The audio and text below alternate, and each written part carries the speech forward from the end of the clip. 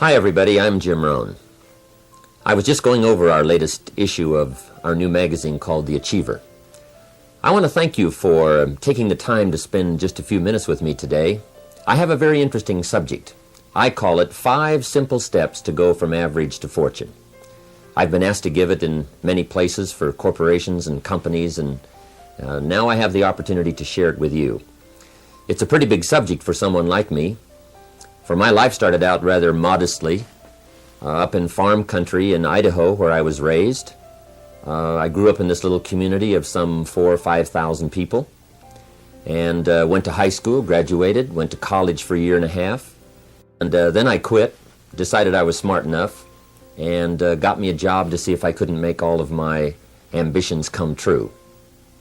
My parents, I think, gave me a very good foundation, a very good start. I was an only child, so I think they took some extra time with me and got off to a pretty good start. A couple of years after I left school, I found a very beautiful young lady and persuaded her to marry me, and kept making all of those grand promises, as we're inclined to do, that everything was going to work well and that she had made a wise decision. Well, 2 or 3 years after I'd gotten married, it didn't look like my new bride had made such a wise decision, because I'm now starting to struggle. I've got far too much month at the end of the money, if you've ever known what that's like, and I'm wondering what to do. I'm behind on my bills. I'm willing to work hard, that's not my problem, but it isn't going as well as I had thought it would up until that point.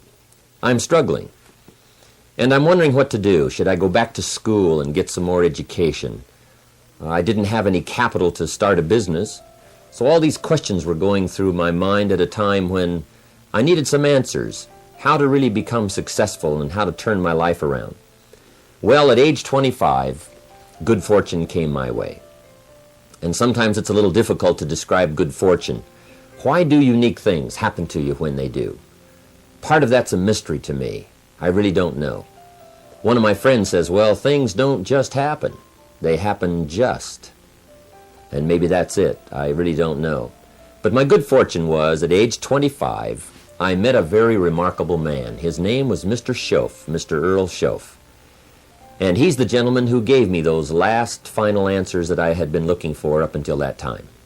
Mr. Shoaff was a very unique gentleman. He was a businessman, an entrepreneur. He had several businesses. And he took a liking to me, and he hired me, and I went to work for him. I spent the next 5 years working for him. And then, unfortunately, at the end of that 5 years, he died. But I did get to spend 5 years with this remarkable man, and he's the gentleman who gave me the answers. He gave me the points and the ideas that helped to really turn my life around. And I will always be grateful for finding someone who took the time to share their information with me. The best thing Mr. Shoaff gave me was not a job. The best thing he gave me was the benefit of his philosophy. And fortunately for me, his philosophy worked for me. I practiced it, I utilized it, and I put it to work. And about 17 years ago, I was living in Beverly Hills. And I was going through all the notes that I'd gathered up during that 5-year period. And the idea came to me, why not share these ideas with other people? I've used them to change my life. Things have worked out well for me. I wonder if others might find them interesting. So I put all of the material together, and 5 years ago gave my first lecture, my first seminar. And ever since then, I've spent more and more of my time lecturing and sharing ideas on how to do better, how to make your life personally, socially, and economically work out better. And especially for the last 6 or 7 years, I've had the opportunity to travel around the world. The seminar's been translated in many languages, and I find myself now spending the biggest share of my time lecturing, sharing ideas, and trying to come up with answers that can make a difference in your life. Let me give you this simple little talk, how to go from average to fortune. There's 5 simple steps.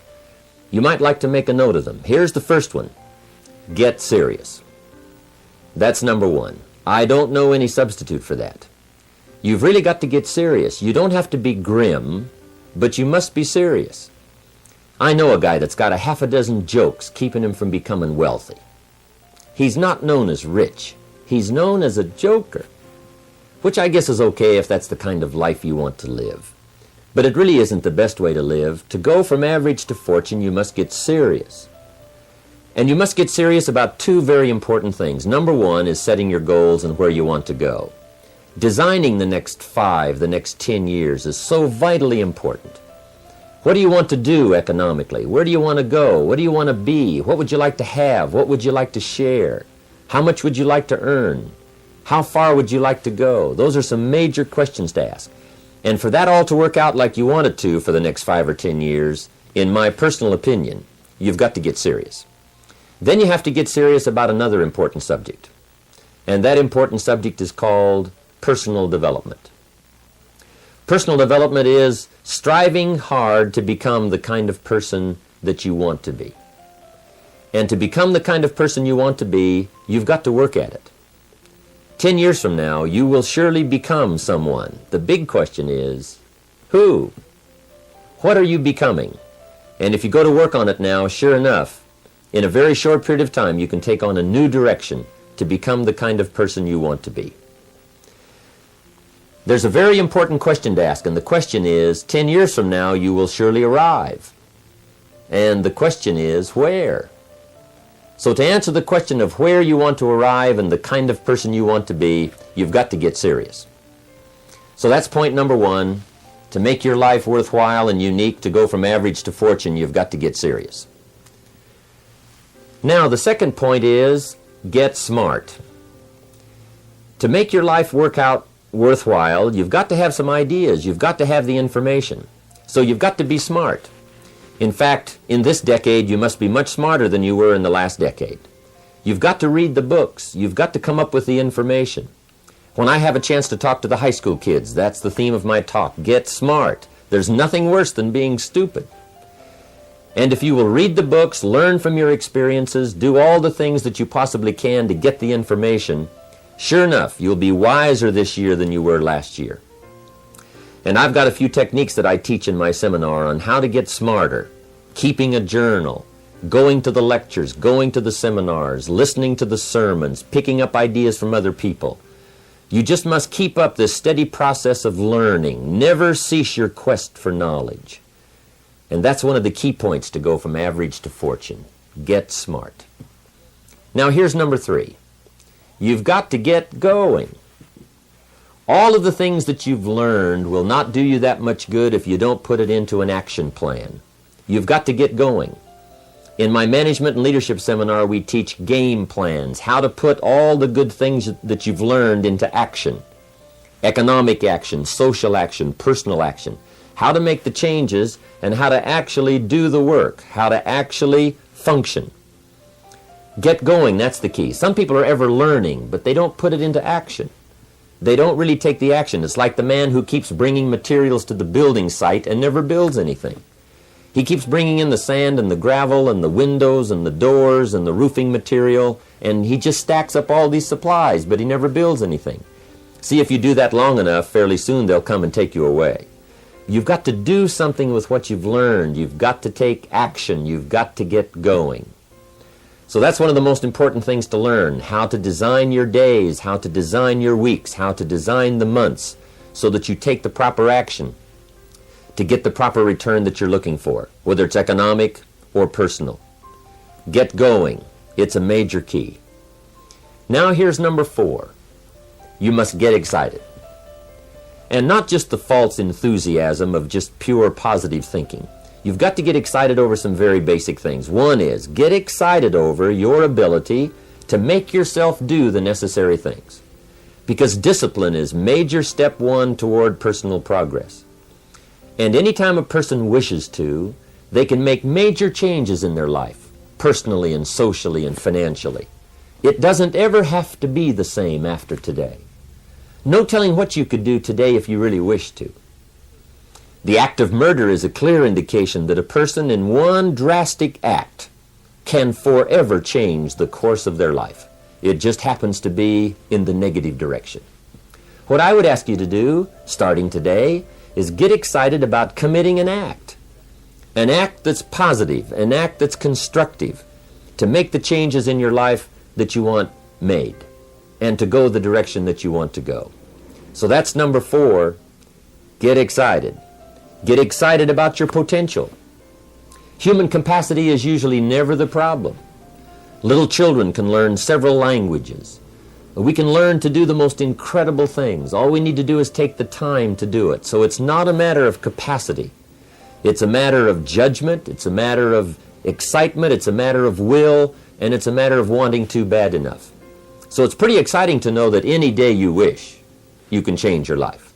Any day you pick out, you can make major changes. It doesn't ever have to be the same again. And that's exciting. Knowing that intellectually and personally, you can actually do the things that will make major changes in your life.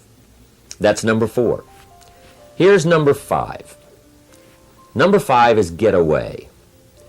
I have found, especially in the last 15, 20 years, that there's an important thing called life balance. You've got to learn to get away. You must learn to get away and be alone. Learn to get away and reflect. Learn to get away and learn how to live as well as how to earn. How sad it would be to learn how to earn well, but not learn how to live well. You must balance your life. We teach something, especially in my staff, I teach something called lifestyle. Lifestyle is how you learn to live your life. Some people have money, but they don't even know how to spend it. They have time, but they don't know how to spend it. Some people are successful, but they don't know how to spend their success. They don't know what to do with it. They don't get joy from it. Rather, they get animosity. A father takes $5, crushes it, and throws it at his son and says, if you need it that bad, take it. Now, it's the same $5, but instead of dispensing it with joy, he dispenses it with animosity. That's the difference in not knowing how to live. It's called lifestyle. Then you've got to take time to cultivate good friends.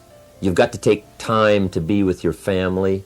You've got to take time to be with the people who are important to you, designing your life in those respects. Get away. Take the time. Reflect on your life. Recharge your batteries. Do some growing away from your enterprise. Then when you come back to your enterprise, after you have taken this time to balance your life, you will find that on the job, working on your enterprise, things will really go much better. So those are the 5 simple steps to go from average to fortune. Get serious, get smart, get going, get excited, and get away. I hope those points will be valuable for you as you consider them. And I want to thank you for giving me a few minutes of your time to spend just a little time with you. I would invite you to come and attend my seminar. If I get a chance to see you there, I'll be happy to meet you. We usually have several hundred to 1,000 people attending the seminar, and I'd love to have you. I think I have some interesting things to share about life and about economics and how to do better. I've learned a lot these last 15, 20 years, and I've capsulized it in one evening. It's from 7 to 11. It's 4 hours of some very interesting material, and I think you'd find it exciting. I've got some ideas to share. I don't claim they're right, I just claim they're my ideas. But if you'll take the time, if you'll spend an evening with me, I think you'll find it rewarding. And I want to thank you for giving me this few minutes of your time. And for you giving me some of your time, I would just like to sincerely share this with you. Do not walk in front of me. I may not follow. Do not walk behind me. I may not lead. But walk beside me and be my friend. Thank you for listening.